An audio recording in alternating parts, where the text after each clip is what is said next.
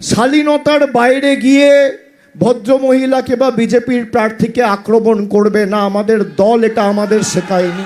বিজেপির এখানের প্রার্থী তিনি আমার মাতৃতুল্য।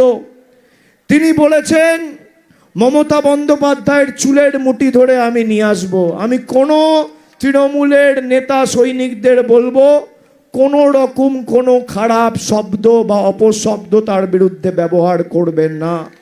তিনি তার সন্তানকে, তার কন্যাকে হারিয়েছেন।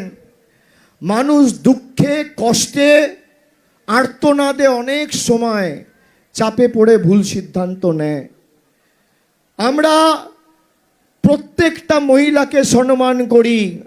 এই রাজ্যের মুখ্যমন্ত্রী একজন মহিলা। মমতা বন্দ্যোপাধ্যায়ের নেতৃত্বে রাজ্যের অর্থমন্ত্রী মহিলা, শিল্পমন্ত্রী মহিলা, স্বাস্থ্যমন্ত্রী নিজে মুখ্যমন্ত্রী, শেষ যে স্বরাষ্ট্র সচিব, শেষ যে মুখ্য সচিব ছিল সে একজন মহিলা, এখন যিনি স্বরাষ্ট্র সচিব আছেন সেও মহিলা। মহিলাদের সম্মান নিয়ে মমতা বন্দ্যোপাধ্যায় যে লড়াই করেছে ভারতবর্ষে কেউ করেনি। বিজেপি এখন বিভিন্ন জায়গায় গিয়ে বলছে মহিলা সংরক্ষণ বিল তৃণমূল পাস করতে দেয়নি। এখানে ক্যামেরা আছে, আমি দায়িত্ব নিয়ে বলছি মহিলা সংরক্ষণ বিল 28শে সেপ্টেম্বর 2023-এ পাস হয়ে গেছে ভারতবর্ষের সংসদে। আমি যদি মিথ্যে কথা বলি, বিজেপির কোনো নেতার যদি বুকের পাটা থাকে আমার বিরুদ্ধে মিথ্যে মামলা করে যাবে। আমি অন রেকর্ড ক্যামেরার সামনে দাঁড়িয়ে বলে যাচ্ছি। এদের পায়ের নখ থেকে মাথার চুল সব মিথ্যে।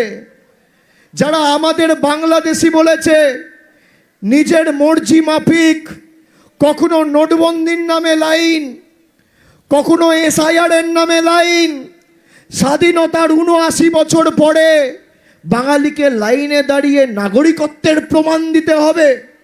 আমরা কি খাবো, কার সাথে কথা বলবো, কোন রাস্তা দিয়ে হাঁটবো, কি মাছ খাবো, মাংস খাবো না ডিম খাবো না ভাত খাবো, গুজরাট, দিল্লি, মধ্যপ্রদেশের বহিরাগত জমিদাররা ঠিক করবে না বাঙালি ঠিক করবে? এই মাটি বশ্যতা স্বীকার করতে জানে না। বিজেপি জানে না পানিহাটির ইতিহাস।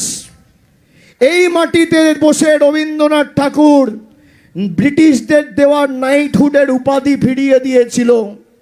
এই মাটিকে যারা কালিমালিপ্ত কলুষিত করতে চাইছে তাদের আগামী দিনে নির্বাচনে এমন জবাব দিতে হবে, বাঙালিকে যারা অপমানিত করেছে তারা বাংলাকে অপমান করার আগে যেন 100 বার ভাবে। এখানে আমাদের প্রার্থী তীর্থঙ্কর ঘোষ রয়েছে। সার্বিক যে উন্নয়নের কর্মসূচি, সম্মানীয় নির্মল ঘোষ 2001-এর বিধায়ক, তারপর 11 থেকে টানা 3 বার বিধায়ক, তার পরিচালনায় তার নির্দেশনায় তীর্থঙ্কর কাজ করবে। মমতা বন্দ্যোপাধ্যায়ের স্বপ্নের পানিহাটিকে সাজাবে। 50 কোটি টাকা দিয়ে পানিহাটিতে একাধিক, আগে কি হতো CPM আমলে 2 মাস 1.5 মাস কোমর অবধি জল জমে থাকতো। যারা পানিহাটিতে জল দূর করতে পারেনি তারা বড় বড় ভাষণ দেওয়ার যোগ্য নয়। আমি আপনাদের কথা দিয়ে যাচ্ছি, এখানে যে সমস্ত 2টো ওয়ার্ডে 3টে ওয়ার্ডে নিকাশির সমস্যা রয়েছে, খুব সম্ভবত একটা 29-এ রয়েছে আর একটা 28-এ রয়েছে। ইতিমধ্যে 2টো বুস্টার পাম্পিং স্টেশনের কাজ হচ্ছে, আগামী দিন সম্পূর্ণ হবে। সলিড ওয়েস্ট ম্যানেজমেন্টের কাজ হয়েছে। আমরা ঢেলে পানিহাটি সোদপুরকে সাজাবো। আপনারা মমতা বন্দ্যোপাধ্যায়ের উপর আশীর্বাদ রাখুন এবং মমতা বন্দ্যোপাধ্যায় সহ যারা 10 কোটি বাঙালিকে বাংলাদেশি বলেছে তাদের শিক্ষা দিতে হবে আগামী 29 তারিখ। আমাদের যারা রোহিঙ্গা বলেছে তাদের শিক্ষা দিতে হবে। আমি এটুকু বলে, আমাদের 6টা অবধি সময় নেওয়া আছে, 5টা 58 বাজে। আমি আমার বক্তব্য আজকে এখানে শেষ করছি। আপনাদের সাথে আবার শীঘ্রই দেখা হবে। পানিহাটির মাটিকে প্রণাম জানিয়ে আমার সহকর্মী, সহযোদ্ধা, বয়োজ্যেষ্ঠ যারা আছেন সকলকে শ্রদ্ধা কৃতজ্ঞতা জানিয়ে আমি আমার বক্তব্য শেষ করলাম। জয় হিন্দ, বন্দে মাতরম, জয় বাংলা, জয় বাংলা, জয় বাংলা, জয় বাংলা। আগামী দিনে পানিহাটির দাবি অপরাজিতা বিল চাই।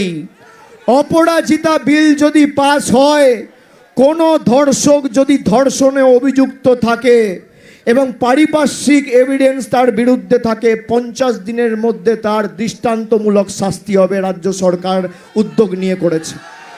আপনারা বলুন, হওয়া উচিত হ্যাঁ কি না? হওয়া উচিত হ্যাঁ কি না? যে দল বিলকিস বানু হত্যাকারীদের, ধর্ষকদের মঞ্চে ডেকে মালা পরিয়ে বরণ করে, সে কোনোদিন জাস্টিস করতে পারবে? সে কোনোদিন সুবিচার দেবে? 2 বছর সিবিআই সুবিচার দিয়েছে, দেয়নি। এমনকি অক্টোবর মাসে স্বরাষ্ট্রমন্ত্রী পুজো উদ্বোধন করতে বাংলায় এসেছিল, রত্নাদেবীরা দেখা করতে গেছিল, দেখা পর্যন্ত করেনি।